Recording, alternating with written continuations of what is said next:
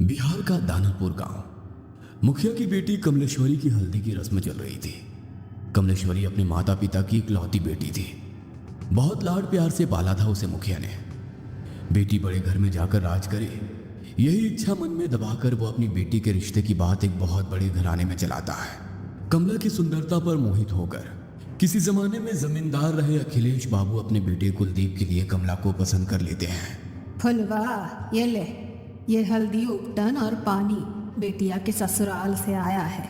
जल्दी से इसे हल्दी में मिला, फिर रस्म शुरू करते हैं। काकी की बात सुनकर कमलेश्वरी की माँ फुलवा जाकर बिटिया के ससुराल से आई शगुन की हल्दी घोल कर ले आती है। चारों ओर चहल पहल थी। ढोलक की थाप पर औरतें मंगल गीत गा रही थी। जैसे ही हल्दी की रस्म शुरू होती है, कमलेश्वरी जोर जोर से चीखने लगती है। ये क्या लगा दिया मेरे पूरे बदन में? ऐसा लग रहा है जैसे किसी ने खाल खींच ली हो। बहुत दर्द हो रहा है माँ। कमलेश्वरी के जोर जोर से चिल्लाने पर उसको हल्दी लगा रही औरतें उसे ले जाकर पानी से उसका सारा शरीर धोने लगती है। हाय राम, ये क्या हो गया मेरी बिटिया को? ऐसा लगता है जैसे किसी ने कांच पीस कर हल्दी में मिला दिया हो, लेकिन कौन करेगा ऐसा काम? कमलेश्वरी के बदन पर जहां जहां हल्दी रगड़ी गई थी, वहां पर लाल धब्बे हो गए थे। दर्द से दुल्हन पूरी तरह छटपटा रही थी और उसकी माँ और बड़ी माँ उसके घावों पर मलहम लगा रही थी। छोटी, मुझे तो ये कोई सामान्य घटना लगती है। अरे घर में बाहर का है कौन? ऐसे कौन बिटिया की हल्दी में कांच मिला गया? कोई छोटी मोटी बात है क्या? अरे वो तो शुक्र है कि मुंह पर नहीं लगाया था, वरना पूरा चेहरा बिगड़ जाता बेचारी का। मेरा तो दिमाग ही काम नहीं कर रहा है जीजी। कौन हमारी कमला से जलेगा? इसने क्या बिगाड़ा है किसी का? शादी ब्याह का माहौल था। दोनों देवरानी जेठानी वैसे तो इस घटना से अंदर तक डर गई थी, लेकिन फिर भी इस समय कुछ भी सोचने के लिए उनके पास ज्यादा समय नहीं था। 2 दिन में कमला की शादी थी। घर में ढेरों मेहमान जमा थे। उनके खाने पीने की व्यवस्था करने के अलावा दोनों देवरानी जेठानी को तमाम रस्में पूरी करनी थी। इसलिए इस बात को यहीं दबाकर वो शादी की तैयारियों में जुट जाती है। अगले दिन सुबह, माँ, कमला के ससुराल से शादी का जोड़ा और शगुन आया है, जाओ जरा देखो तो। एक बड़ी सी गाड़ी से 2 नौकर जैसे दिखने वाले आदमी गाड़ी से नीचे उतरते हैं और बड़े से थाल में लाल रंग के कपड़े से ढका हुआ शादी का शाही जोड़ा और गहने कमला की माँ फुलवा को सौंप देते हैं। बड़ी माँ ने संदेश भिजवाया है, शाम के समय दुल्हन को यही खानदानी जोड़ा और गहने पहनकर तैयार होना है। और हाँ, उन्होंने खास एक बात का ख्याल रखने के लिए हिदायत दी है कि इस जोड़े पर किसी की भी बुरी नजर ना पड़ने पाए। वो काली नजर और अपशगुन जैसी बातों पे बहुत यकीन करती हैं, इसलिए खास तौर पर इस जोड़े को एहतियात से रखने को कहा है। आप फिक्र ना करें, कमला और उसका ये जोड़ा अगले 2 दिनों के लिए हमारी अमानत है। हम पूरा ख्याल रखेंगे। फुलवा वो बड़ा सा थाल लेकर तेज कदमों से अपने कमरे में जाती है और एक बड़े से संदूक को खोलकर पूरा थाल ऐसे ही उसमें रख देती है। पूरा दिन शादी का भाग दौड़ में बिताने के कारण फुलवा को याद ही नहीं था कि उसने कमला को उसके ससुराल से आया जोड़ा दिखाया ही नहीं है। अगले दिन दोपहर 4 बजे, फुलवा, अरे कमला को तैयार करने का समय हो गया है। इसके ससुराल से जोड़ा आया था ना, कहाँ रखवाई हो? जाओ ले आओ। चूड़ी पहनाकर हम शगुन कर देते हैं, उसके बाद इसकी सहेलियां मिलकर उसको सजा देंगी। मेरे तो ध्यान से ही उतर गया है जीजी। एक बार खोलकर देखा भी नहीं मैंने कि उन्होंने क्या क्या सामान भिजवाया है। फुलवा तेजी से पल्लू अपनी कमर में खोसते हुए अपने कमरे में जाती है और संदूक खोलकर वो थाल लेकर सीधा कमला के कमरे में पहुंचती है। ए छोटी, ये क्या भिजवाया है इसके ससुराल वालों ने? अरे दिमाग तो ठिकाने पर है। ये लाल रंग के शगुन के जोड़े के साथ काले रंग की चूड़ियां कौन भिजवाता है? अरे ये तो अपशगुन होता है। कहने को तो इतने बड़े लोग हैं, लेकिन क्या यही समझदारी है इन ऊंची हवेली वालों की? अरे नई दुल्हन को काली चूड़ियां कौन पहनाता है भला? हाँ जीजी, ये सब मैं क्या जानूं। अब इसके ससुराल से आया है तो मैंने तो ऐसे का ऐसा ही उठाकर संदूक में बंद कर दिया था जीजी। अब हो सकता है बड़े लोग हैं, उनके कुल में कोई परंपरा हो नई दुल्हन को काली चूड़ी पहनाने की। अरे आधी जिंदगी बीत गई है हमारी, हमने तो कभी नहीं देखा कि किसी दुल्हन के लिए ससुराल से काले रंग का जोड़ा या चूड़ियां आई हो। अरे शादी सिर्फ उनकी बहू की नहीं हो रही, अरे हमारी बिटिया की भी हो रही है।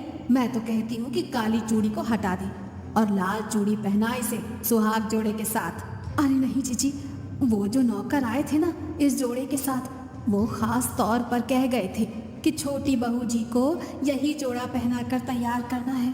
कमला की माँ की बात सुनकर उसकी जेठानी कमला के हाथों में वही काली चूड़ियाँ पहना देती है। कमला के ससुराल से आया हुआ लहंगा बहुत ही शानदार था। लहंगे को देखकर ऐसा लगता था जैसे किसी रानी महारानी की पोशाक हो। जैसे ही कमला की सहेलियां दुपट्टा कमला को पहनाने लगती हैं, तभी एक सहेली जोर से चीखती है और वो 2 कदम पीछे हट जाती है। क्या हुआ मीना, तू चिल्लाई क्यों? ये देख, तेरे दुपट्टे का एक कोना गायब है। ऐसा कौन करता है? इस तरह का कटा फटा लहंगा दुल्हन को कौन भिजवाता है? कमला की सहेली की चीख सुनकर फुलवा एक बार फिर दौड़ते हुए बेटी कमला के कमरे में आती है और जैसे ही वो दुपट्टे का कटा हुआ कोना देखती है, अपना माथा पकड़ लेती है। हाय राम, ये क्या अपशगुन हुए जा रहे हैं? मुझे तो समझ ही नहीं आ रहा। भगवान, ऐसी क्या भूल हो गई है हमसे? पता नहीं इस कमला का ब्याह शांति से निपटेगा या नहीं। अरे माँ, जाने दो ना, जिसने सिला है उसी से गलती से कट गया होगा।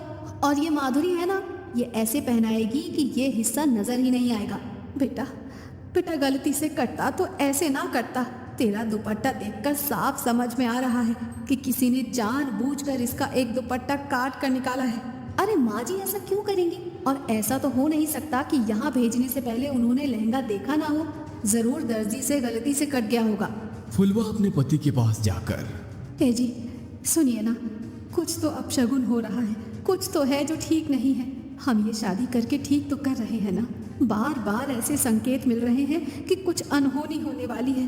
अरे तुम औरतें बस शगुन अपशगुन ही करती रहो हर समय। इतने बड़े घर का रिश्ता ढूंढ कर लाया तेरी बेटी के लिए। नौकर चाकर राजमहल सब है उनका, और क्या चाहिए तुझे? सारा जीवन दिया लेकर ढूंढोगी तब भी ऐसा लड़का नहीं पाओगी अपनी बेटी के लिए। हाँ। पति की गुस्से से भरी आवाज सुनकर फुलवा चुपचाप जाकर मंडप सजाने लगती है। जयमाल के लिए पूरी तैयारियां हो चुकी थी। कुलदीप आकर अपने स्थान पर बैठ गया था। दूसरी ओर से कमला को उसकी सहेलियां पकड़कर मंडप की ओर ले जा रही थी।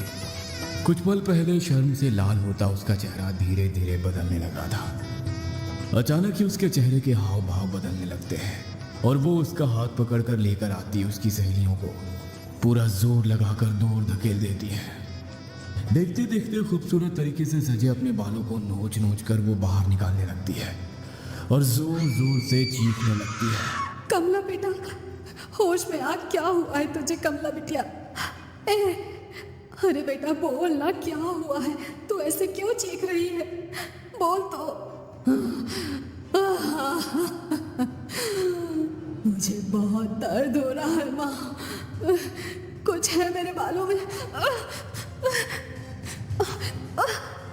कुछ है इसमें। बेटी के इतना कहते ही उसकी माँ और बड़ी माँ तेजी से उसके बालों को खोलकर कुछ देखने लगती है। तभी बालों का एक बहुत बड़ा सा गुच्छा जमीन पर गिरता है, जिसे देखकर फुलवा की चीख निकल जाती है। बड़ी माँ कमला के बालों को देखती है तो पाती है कि सर के एक हिस्से के बाल पूरी तरह से गायब हो गए हैं और वहां पर एक गोल घेरा जैसा बन गया है। अरे ये कैसे हो सकता है? अरे ऐसे कैसे अपने बाल टूटकर जमीन पर गिर पड़ते हैं? किसी की काली नजर लगी है हमारी बच्ची की खुशियों को। अरे इतनी सारी बातें एक साथ होना कोई संयोग नहीं हो सकता। कमला अभी भी घबराकर अपनी माँ के गले लगी हुई थी और जोर जोर से रो रही थी। फुलवा, बिटिया को ले जाओ और जाकर इसका हुलिया ठीक करो और फिर से जयमाल के लिए लेकर आओ। समय निकला जा रहा है, दामाद जी इंतजार कर रहे हैं। पता नहीं, लगता है आज का मुहूर्त ही गलत है। आप बिल्कुल भी फिक्र मत करिए बहन जी, कमला अब सिर्फ आपकी जिम्मेदारी नहीं है, वो हमारे घर की बहू भी है।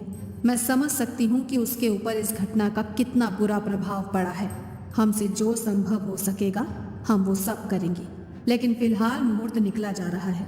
शुभ मुहूर्त पर शुभ काल कर लेते हैं। बाकी बिटिया की मानसिक स्थिति का हम हवेली में पूरा ख्याल रखेंगे और हाँ, बात को ऐसे ही जाने नहीं देंगे। आप बेफिक्र रहिए। अपनी सास शशि की बातें सुनकर कमला थोड़ी शांत हो गई थी। ब्याह का सारा उत्साह छू हो गया था और बुझ मन से ही कमला मुरझाए चेहरे और बिखरे बालों में ही कुलदीप के गले में माला डाल देती है। फिर उसके बाद 1 मिनट ठहरे बहन जी, क्या काले रंग की चूड़ियां बेटी को पहनाने की आपके यहाँ कोई रस्म है क्या? अरे नहीं, उल्टा हमारे यहाँ तो बहुत अपशगुन मानते हैं, लेकिन आपने भिजवाई तो हमने मजबूरन पहना दी। हमें लगा नहीं पहनाएंगे तो शायद आपको बुरा लगेगा। क्या बात कर रही हैं आप? हम बहू के लिए काली चूड़ियां क्यों भिजवाने लगे भला? जरूर आपको कोई गलतफहमी हुई है। मतलब आपने कमला के लिए ये काली चूड़ियां नहीं भेजी थी? हरगिज नहीं, हमने तो लाल रंग का राजस्थानी चूड़ा भेजा था, खास तौर पर मंगवाया था बहू के लिए। सारी घटनाएं एक बहुत बड़ी अनहोनी की ओर इशारा कर रही थी। आपके घर पर ही लगता है किसी ने कोई काला जादू किया है, तभी तो आपके घर में रखे सामान पर यह सब हुआ। मुझे लगता है कि कमला की भलाई इसी में है कि वो जल्द से जल्द घर से दूर चली जाए। तुम ठहरो छोटी, मैं जरा पहले बिटिया की नजर उतार देती हूँ, उसके बाद कमला की विदाई करेंगे। बड़ी माँ दौड़ कर जाती है और कुछ सामान अपनी मुट्ठी में लेकर कमला के पास आ जाती है। मनी मन मंत्र बुदबुदाते हुए वो 5 बार कमला के ऊपर से मुट्ठी में लिया हुआ वो सामान उतारती है, और आखिरी बार जैसे ही वो कमला के सिर पर से नजर उतारने के बाद उसके माथे को छूती है, उसे एक जोरदार झटका लगता है और वो उछलकर दूर जा गिरती है। ये सब देखकर सभी लोग स्तब्ध थे, जुबान जैसे हलक में अटक गई थी। समझ ही नहीं आता कि आखिर हो क्या रहा है वहाँ। कमला बेटा, तुम ठीक तो हो ना? अच्छा हमें बताओ, अभी तुम कैसा महसूस कर रही हो? ठीक हूँ मैं माँ जी, चिंता मत करो, उनका पैर फिसल गया होगा इसीलिए गिर पड़ी। अपने मन में कोई वहम मत लाओ। शशि अपनी समधन फुलवा के पास आकर कहती है, अभी तो हम बहू को लेकर अपने घर जा रहे हैं। हमारे दरवाजे पर भी तमाम रिश्तेदार जमा हैं। इस समय तो चर्चा करना ठीक नहीं होगा, लेकिन बहू की मुंह दिखाई के बाद हम पता करते हैं कि आखिर बहू को समस्या क्या है।